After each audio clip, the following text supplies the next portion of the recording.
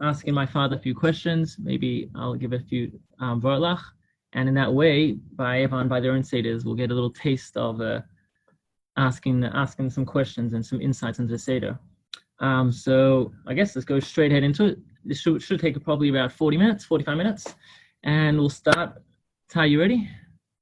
Yeah, you can hear me? Okay. So, since you asked as to whether it'll be 45 minutes, but anyway. All right. Liebe Tata, ich will about die Fragen, Sach Kashes. The erste Kasche is, first question I have is that by the Daled Koises, the 4 cups of wine, how come we don't make a bracha on the 4 cups of wine? Not referring to obviously the Kiddush bracha, but how come we don't make a bracha on the 4 cups of wine? And I know that it's Midrabanon, but seemingly even by Morer, which nowadays is also Midrabanon, we do make a bracha when we eat the Morer. So why don't we make a bracha for the 4 cups of wine? So tell me what type of bracha you would want us to make. Bracha al Daled Koises. You mean Asher Kiddishanu b'mitzvos of Yitzron lishtos Daled Koises or Arba Koises? Yeah. Good question. Well, this question has already been addressed by the Rishonim and Acharonim, and there are several answers for this. One is, the Abu Draham brings, that you cannot really make the bracha to drink 4 cups, because one of the 4 cups you have to drink anyway because of Kiddush. So therefore you are left with only 3 cups, really, that are extra on the night of Pesach. Now it's true, the first cup of Kiddush is one of the 4 cups, but here, the rabbis didn't want to say lishtos arba koisos because one you're already drinking. But they couldn't say to drink 3 cups as well because people would think you only have to have 3 cups. So because of this quandary, they didn't want to make any bracha at all. That's how the Abu Draham learns. Perhaps more popular is the reason that he also brings that they didn't want to make a bracha on mitzvahs which are done so apart. With the cups of wine, we drink them so spread apart. They are zorim. And that is also, as we find in the Maharil brings down, they are mufuzarim, they are scattered. For this reason, we don't make the bracha on the 4 cups. In a very similar way, we don't make the bracha on the halal either, even though it's an obligation to do it on the night of the Seder. And that is because we do, again, part of it before and part of it after the meal. Again, the same reason, no bracha, they said. Yet a third reason that's brought down in the Anaim Lemishpat, he says, they didn't want to make a bracha on something which can be painful for some. Now, the Gemara brings interesting story about someone who actually was so sick from it that he had to hold his loins for the next 6 months or so. He was so sick from the wine. And people push themselves to drink the wine, even though it's very, very difficult. Because of the difficulty associated with that, the rabbis didn't want to institute a bracha on the wine. In a similar vein, says the Anaim Lemishpat, that they didn't want to make a bracha for tzedakah. Because if there was going to be a bracha on tzedakah, then someone is in need, is in tsar, is in pain, and they didn't want to make a bracha where there is tsar involved. Yet a fourth reason that's brought down, and that is, again, quite well known, and it's mentioned in the Basami Rosh, and that is that they didn't want to institute a bracha for something which itself is a bracha. The whole drinking of the 4 cups of wine is for the Halal Hadah, is really a giving thanks. And therefore, you've already made a bracha on the Kiddush. You've already made a bracha on the wine. They didn't want to make a bracha again on the Daled Koses, similar to not making a bracha on benching. You don't make a bracha on the benching because that's a bracha for a bracha. In a similar way, they didn't want to make a bracha on Daled Koses because you've already got brachas on each one of the 4 cups. You make a separate berpriagafen. I hope that was understood. Yeah. Yeah.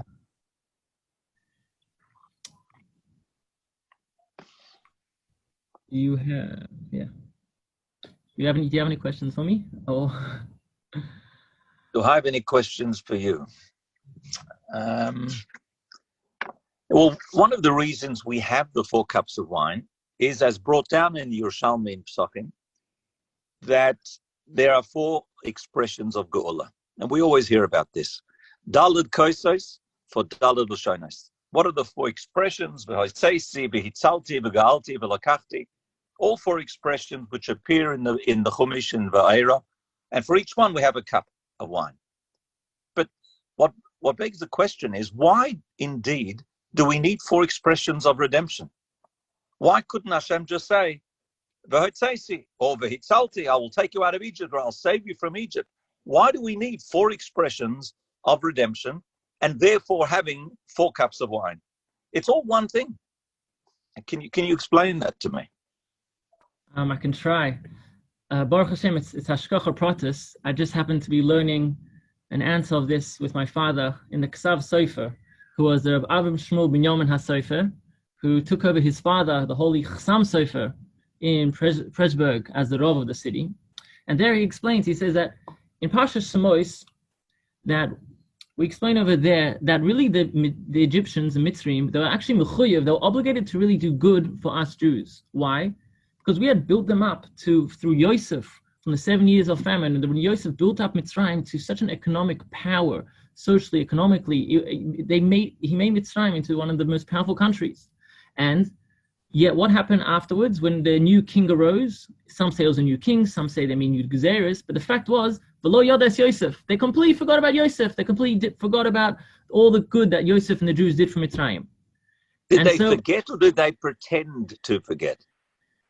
You're right. They pretended to forget. They did, which is even worse, isn't it? Yeah, it's hurt. It's humiliating. It's a real busha. And so what the Ksav Sefer says was that this V'hoitseisi, when it says V'hoitseisi eschem mitachas sivlois Mitzrayim, which means burdens, it really means it's the burdens, emotional burdens, the stress and emotional, the morale of the Yidden was so low because they'll hit so low. And this is the first of the expressions of Geula, which Eibush took us out.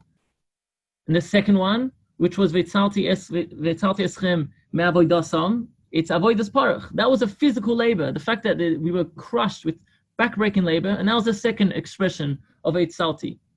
And what about the third expression? And the third expression is what? V'ga'alti eschem izroi netuya. That the Eibush took us out with an outstretched arm, with crazy miracles. Similarly, the Eibush could have just taken us out of Mitzrayim. Why in such wonderful, crazy, miraculous ways? It's because he wanted to make sure that years later we wouldn't be saying, oh, thanks to Paroi we left Egypt. And we wouldn't be indebted to Paroi. Rather, the Eibush took us out with his own hands, with his great miracles. That's the third expression of the Ga'alti of Geula. And the fourth expression, which is... Can I just ask you, the Ga'alti, how do you see Ga'alti means? How do you see that Ga'alti refers to taking out of the out with miracles? Where do you see that?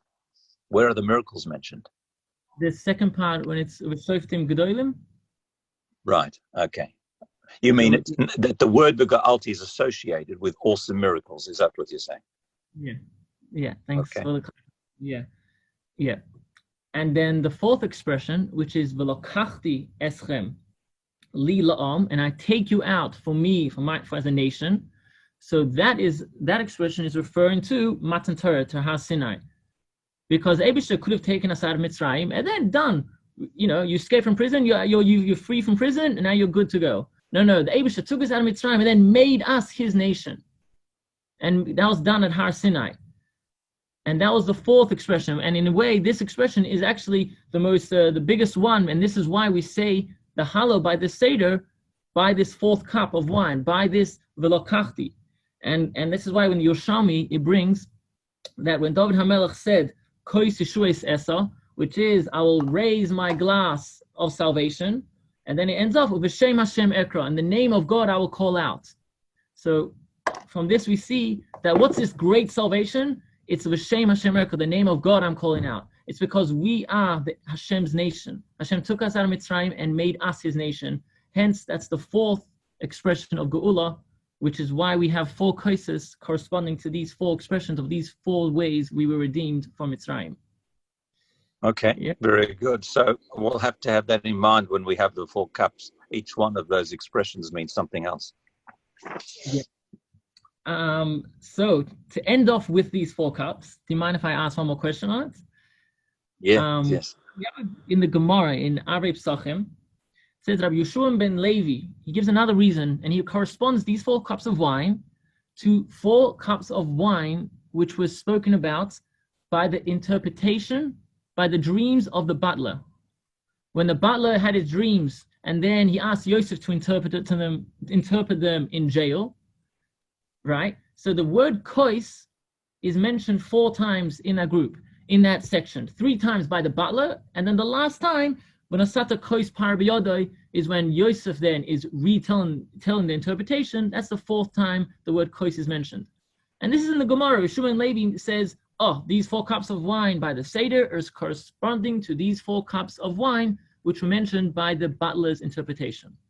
My question is, what's the connection between these 4 cups of wine by the Seder and these 4 cups of wine by the butler? It's a good question. On one hand, you could say that perhaps the idea of the exodus of Egypt, of Mitzrayim, is connected with Yosef. Why? Because it was in the schus of Yosef the Jewish people took the bones out of Egypt. But that's a little bit of a tenuous, that in the schus of Yosef that the Jewish people got out of Egypt. That's one of the things they were told to do.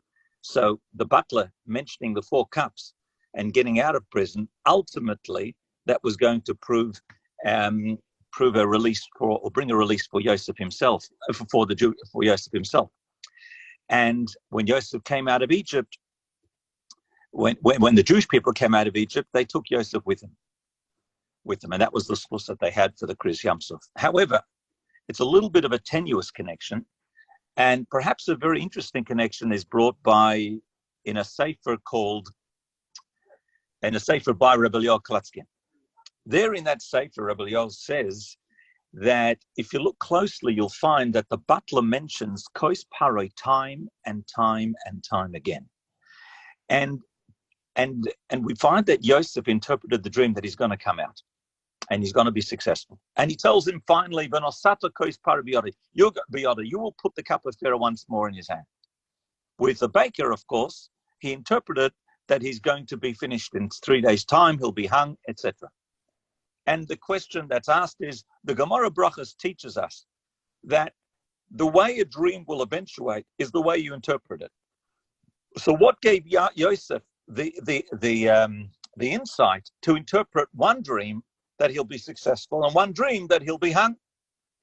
Explains Rabbi Leor Klatskin, and that is because the Gemara tells us, Chazal tell us, that you dream about what you think about. In other words, what your dreams are is what you are living, what you do during the day. The more you think during the day about something, the more you're likely to dream about it. And therefore, he explains, in the dream, what does Yosef see with the butler? A constant talk about Kos Paro. I'm going to put the cup of Paro in his hand. I'm squeezing everything. So what does Yosef feel there? He feels that the butler is having this, if you like, this ability, this desire to come out, and therefore, and serve again. So therefore, he interprets the dream, you will come out, and you will be once again putting the cup of Pharaoh in his hand. Whereas the baker, there was no mention about serving the king. On the contrary, he's guilty because he's got the food. His eyes are on the food, not on the king. He's worried about the fact the birds are eating the bread. That's all he's worrying about, from the baskets on his head. So Yosef sees a dismal end for him. Why do we have the 4 cups of wine because of that? What's the connection? So explains the Rabbi Leor Klatskin, he says, on the night of the Seder, we give thanks to HaKadosh Baruch Hu that he took us out of Egypt. We plead and we beg that he take us again out of the Golus that we're in. And we ask him that he should make us Avdei Hashem. And we bring the 4 cups of Geula corresponding to the 4 cups of the Saramashkim to say that just like he had this yearning to get out, and he got out, and that was the dream that eventuated in Yosef's interpretation, in the same way we ask Hashem, as we finish off in the Haggadah, L'shana haba b'Yerushalayim, we have that fervent desire to get out. Hashem, you will take us out as well. Beautiful. Let me ask you a question, though. It's interesting that in the Kiddush, every single Kiddush of the year, we have an expression of Zeichel Yetzias Mitzrayim. Every single year, every single Kiddush we do it. Now, I can understand that you do it on Pesach. I can understand maybe Shabbos even, because it's a Zeichel Tzis Mitzrayim in the second lot of the Ten Commandments. But why? How does that relate to every single Kiddush? Every single Kiddush. What about Sukkot? What about Shmini Atzeres and Rosh Hashanah and Shavuos? We always say this expression, Zeichel Tzis Mitzrayim, in Kiddush. And you can't tell me it's because we have to remember they're going out of Egypt each day, because we do that anyway. We do that in our Shema, in the third portion of the Shema. Ani Hashem Elokeichem asher tzeitzei eschem. There's got to be some connection between these words, Zeichel Tzis Mitzrayim, and the Kiddush that we recited always together. Can you explain? Yeah, we can. Yeah. Zeichel Tzis Mitzrayim. So the Divrei Chaim of Sons, he explains that when do we make this Kiddush in general? When do we make Kiddush? Eat on a Yom Tov, eat on a Shabbos. When do we make it? We make it generally by the beginning of the Yom Tov.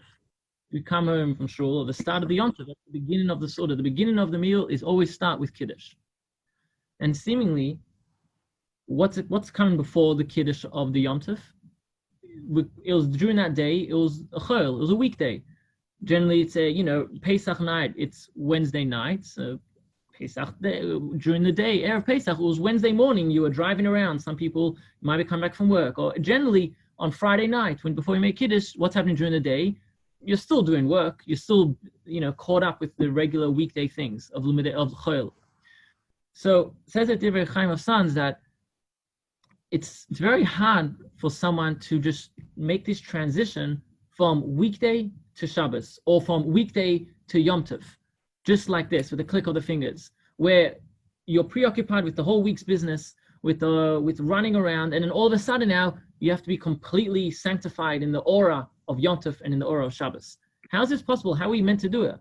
And I think this is actually even very relevant, even like specifically for nowadays, where we're all finding ourselves in this pandemic of this virus, where it's constantly what's on our mind, and it's constantly what we're speaking about and hearing about and updating about. And when it's Shabbos or when it's Yom Tov coming up, it's not going to be easy just to be able to click off and turn off what's going on in this world, and rather just focus on the Kedusha of the Yom and focus on the Haggadah, focus on the Seder. It's not going to be easy. So it says the Divrei Chaim of Sons, how do we do this? How do we do this every week, every Yom Tov? And specifically now, how are we going to try focusing on Pesach Seder night when it comes, and not be distracted by what's going on in the outside world? So why Zeichel Tzis Mitzrayim? Why do we mention this? So if we look back into when the Yidden left Mitzrayim, what level were they on? What were they doing? For a few hundred years previously, they were servants of Paro. They were backbreaking work. They had nothing. They were on the lowest level of Tumah. They were serving other. It was a horrible state of Jews, mentally, emotionally, physically.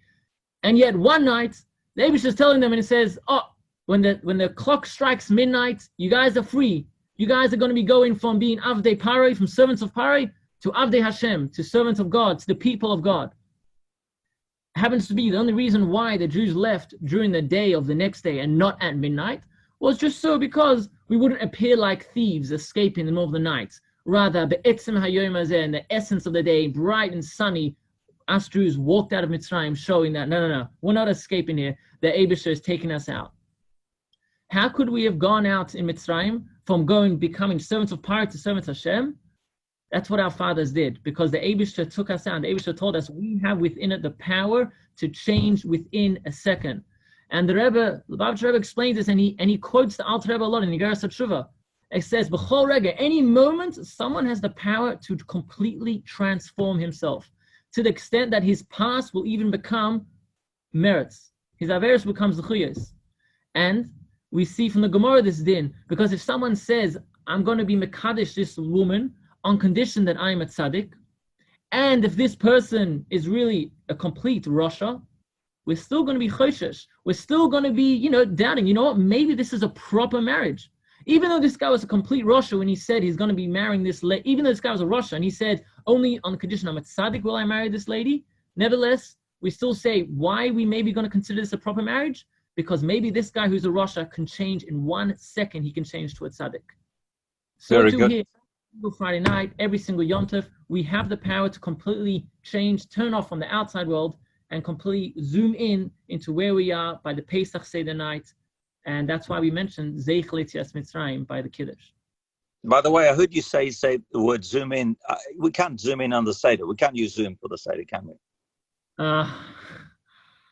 Not bad. No, we can't. Not bad, though. Okay, good. Just want to clear that up in case there was some people thinking we could. Let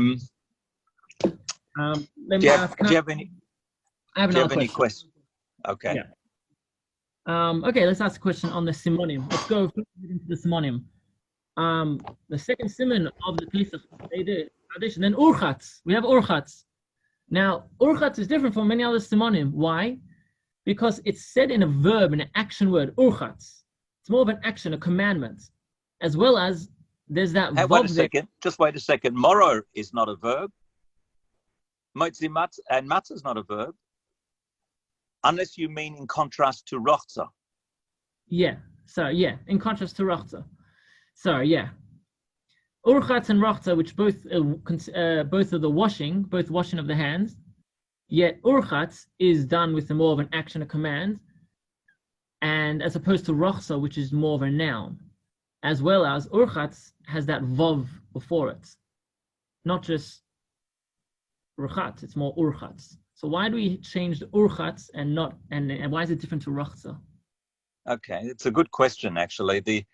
One of the popular answers to that is that it sounds strange, but the song of the 15 Simonim would rhyme better with Urchatz. You see, all of them are two syllables. You have Kadesh, and you got Karpas, and Yachatz, and Moitzi, and Matzah. If it would have just been Rachatz, then you wouldn't have had that double syllable. So to give it that rhyme, if you like, Kadesh, Urchatz, Yachatz. Now, I know this sounds a little bit strange, but some actually offer this as an answer. Rabbi Shlomo Zalman Auerbach didn't like this answer clearly, and he gave another answer based on halacha, and that is, we wash twice in the Seder night, once before Motzi Matzah, once before eating the matzah, and like we normally do for bread, and once before or just after Kadesh, before we eat the karpas dipped in salt water. Why do we wash for the karpas dipped in salt water? Because there's a halacha that if you dip food into liquid, then you have to wash beforehand. We don't make a bracha on it though, but you still have to wash. Now, many people during the year are not careful about this halacha. However, on the night of the Seder, the Baal Haggadah tells everybody, Kadesh Urchatz. He says, now as a command, we don't need to say rochz as a command. Everyone knows you wash your hands before Hamotzi, but not everybody does it or knows about it before Tibul B'mashke, dipping in liquid. And for that reason, the Baal Haggadah stresses it with a command and with a vav, almost as if to say, Kadesh Urchatz, now get on with the washing. Let's wash. Of course, without a bracha. Nice. It's funny that the first answer of how it rhymes is an actual answer. Yep. Some bring that down. Perhaps is it because since like it's such an integral part, like for the kids to join part of the Seder, and it'll be hard for kids to sing it if it wasn't rhyming. Hence, they made sure it would rhyme for the kids. Possibly. Either way, let's move on to the Heilach Ma'anya. Let me ask a question about Heilach Ma'anya. Probably one of the more famous questions, one of the more known questions. Perhaps you'll have some answers which aren't as commonly known. It's why is the Heilach Ma'anya in Aramaic? The rest of the Haggadah is in Lashon HaKodesh, in Hebrew. Why did they keep and why is Heilach Ma'anya in Aramaic? Well, in the Rebbe's Haggadah, he actually brings that the simple folk, the Amaharatzim at that time, didn't know Hebrew. And in order that they would understand it, there was this invitation, if you like, was made in Aramaic, Heilach Ma'anya, which raises the obvious question, why is the ending then in Hebrew? Which we say, Lashon haba b'nei chorin, all of a sudden it becomes in Hebrew. This was already addressed by the Rishonim, the Kolbo, for example, who explains that this paragraph made at the time when we were under a Babylonian government, this paragraph was ending in Hebrew, in Lashon HaKodesh, so that the Babylonian government would not understand or hear the words, Lashon haba b'nei chorim. Had they heard these words, next year we are free men, then they would have thought, look, the Jews are making a revolt. They're screaming in Aramaic, next year we're free. So this was kept under wraps, if you like. It was kept in Hebrew, in Lashon HaKodesh. That's one of the explanations that's brought. But there's another beautiful explanation that's brought down in a Haggadah, and let me just look that up to refresh my mind on it. It was an explanation that was given in a sefer called Emes Liakov, and it was based on a Gemara in Shabbos, an interesting Gemara. Where there the Gemara brings about an Amora called Rabbi Elazar, who went to visit a sick person. And when he came to visit him, he said the words, Rachmana yad karinach lishlam. May God remember you for peace. In other words, may God save you, may God help you. The Gemara then asks, how come he used the Aramaic expression for wishing him well? Rabbi Yehuda said, a person should never ask for what he needs in Aramaic when he's not in a minyan, because the angels don't understand Aramaic and they won't be able to carry his tefillos, his davening up to Hashem. And the Gemara there answers and says, it's different with a sick person, because when a person is sick, the Shechina, the divine presence, is with him. The Gemara brings a pasuk, Hashem yisadena al eretz devai, a pasuk from Tehillim. God supports the sick person on his bed. If that is the case, says the Gemara, Rabbi Elazar was able to use Aramaic because he was davening right next to a sick person. And he didn't need the aid or the support of any angels to carry the tefillah up, because Hashem himself, the divine presence, was there. In a similar vein, explains them as Liakov, on the Seder night, the Zohar HaKadosh brings an amazing statement. It says that God visits every single house, every single Seder, to hear the story of Yetzias Mitzrayim from his children. And if that is the case, on this awesome night of the Seder, we can start off saying Holach Ma'anya in Aramaic to demonstrate that tonight we do not need the angels to carry our tefillos up to Shemaim. Tonight, the night of the Seder, Hashem himself comes, the divine Shechina is there, and therefore we can say it in Aramaic. Wow, it's beautiful. The Malachim can't understand Aramaic? No, but that's most of them can't. Most of them can't. No. Right. It's another topic though, as to why. Based on this Helach Ma'anya, I remember always as a kid, I would always be so perplexed as to when I read the English and it would speak about. When you say a kid, you're not talking about the Haggadah. Oh no. Okay, all right. Okay. Although I'm gonna miss these jokes by. It's all right. I was just kidding. Oh, jeez. Lost my track of thought now. By the Helach. Actually, speaking of asking questions, since we might not be together by the Seder, would I still be saying the Manishtana, even though you're not going to be there? Good question. It's brought down, however, Shulchan Aruch actually mentions this, that the mitzvah of saying Manishtana is so important that we do it even if there's no one in the room, not just your own father. There's no one in the room. You even ask yourself. So if you're there with your wife, you ask your wife. The wife asks the husband. Everyone asks, but it don't need any person. It don't need anyone else. One asks, and very often when we say Tata, ich will dir fragen, Tata, I want to ask you a question. Sometimes it really means not just the physical father, but it means Tata in Shemaim. It means the Eibishter, and we have a lot of questions that we can ask from him. Right. Just with the Helach Ma'anya, as I asked, This is what I asked before, is what does Helach Ma'anya mean? We're inviting people to come join us. The poor, the people who don't have, they should come join us. So why are we saying it once we've already sat down in our homes, already done the beginning steps of Kadesh and Urchatz, and now we're inviting people over? Seemingly it sounds like when someone invites you over, hoping that you're not going to say yes, because I'm inviting you over once I've already sitting in my home with my guests. Shouldn't you be saying Helach Ma'anya in shul already, or before you start the Seder? Good question. It's often asked, this question. In the Rebbe's Haggadah quotes the Abu Draham, who explains that the invitation is not really to the Pesach Seder. It really refers to the Pesach Seder, but not to the Pesach Korban. And what he says there is that we're not really inviting people now to come and eat, but it's making people feel comfortable that they are going to eat now. Others say, the Shibola Haleket, one of the Shonim, says that we use this expression because it's a memory of the Korban Pesach, where each family, when there was too little in the family to eat or consume a whole lamb or a whole goat, they would invite more people to join in, but they would do this before the animal was shechted.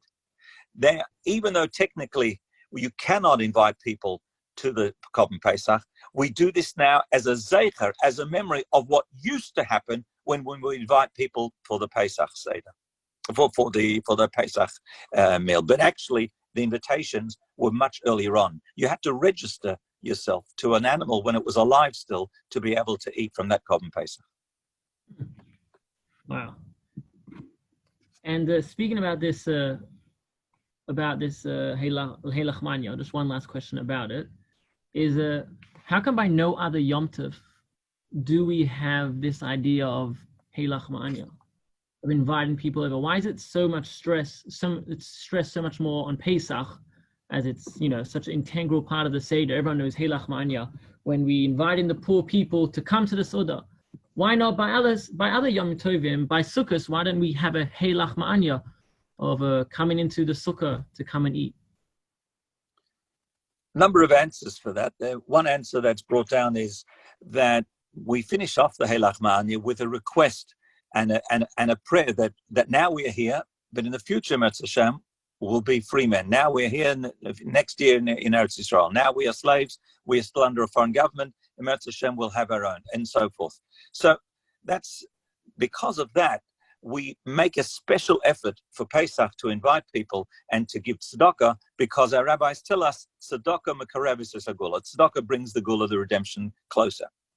There was this question was addressed, however, several hundred years ago by Rabbi Yaakov Loberbaum, who wrote the Maaseh Nisim, famous for his Nesivos on Shulchan Aruch and Nesivos HaMishpat, and he gives the following explanation. He says that when a person has gone out of prison and he ends up in another prison, he's not really happy. I mean, he's gone out of one slavery and he's gone into another place. He's not very happy about that. But when a person is really happy and he really feels joy, then he wants to spread it by inviting everybody he can and making the simcha as big as he can. And one of the best proofs is Achashverosh, lahavdil, who throws a party, invites everybody. Why? Because the simcha is so great. Now, we also know that in Egypt, the Egyptians would not want them to spend time baking their bread, and therefore he made sure that they made sure that they would only feed them matzah, etc. And after those introductions, the Maaseh Nisim explains that what Heilach Ma'anya is as follows. It's asking a question. Heilach Ma'anya, this is the poor bread that our fathers ate in Egypt. In other words, we're still faced with golus. We're still eating the matzah that the Jews ate before they left Egypt. The bread of affliction, the bread that they ate because their tormentors wanted them to quickly die, wanted them to be satisfied with it and be strong and have that matzah so they would have the food. So why are we making such a simcha? And all of a sudden, we still say, all of a sudden, we say, no, we want everybody to come and eat. We feel simcha. How do we put these two emotions together? On the one hand, halach ma'anya, we feel upset. We're still in golus. We're still eating the poor man's bread, and at the same time, we yell out, may everybody come and join in, like a man who's got the biggest simcha you could imagine. What's the answer? The answer is because we know Hoshata Abda, we know that we are now maybe Avadim, but we have such a belief, such an emunah that the Gula is going to take place, that we are b'simcha right now. And we feel the Yetzias Mitzrayim right now as well. Although Hoshata Hach, although we are here in Golus, Lashon Haba Ba'arad Yisrael, in the year to come, it'll be Ba'arad Yisrael. For that reason, we do that with that great simcha. It's almost, if you like, asking a question, preempting it, and then giving that answer. Why do we actually say this passage now and not before we actually go and eat the matzah? It's quite an interesting question. And that again, Reb Shlomo Zalman addressed that question, and he says it's to answer a halachic issue. We know there is a halacha. Kiddush has to be done in the place of a Suda. Well, if it has to be in the place of the meal, how could there be such a big gap? We make the Kiddush, let's say, at 8:30. And by the time you get to the Suda, washing for a motzi, that could be 12 o'clock. It could be, not 12, it could be 11 o'clock at night. It could be hours later. What happened to the halacha of Kiddush and Makim Suda? Answers Rabbi Shlomo Zalman that the Baal Haggadah, if you like, preempts this question with Holach Ma'anya, as if to say, this is the poor bread that we're going to eat now that our fathers ate. And as if to say, you're wondering why we're not getting straight into the meal. How can we now spend so many hours on the Haggadah? It's because we have to say the words over the matzah.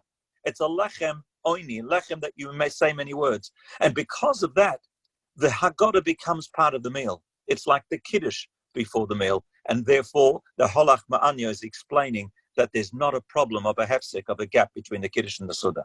Sorry if I've been a bit longer on this. No, it was really nice.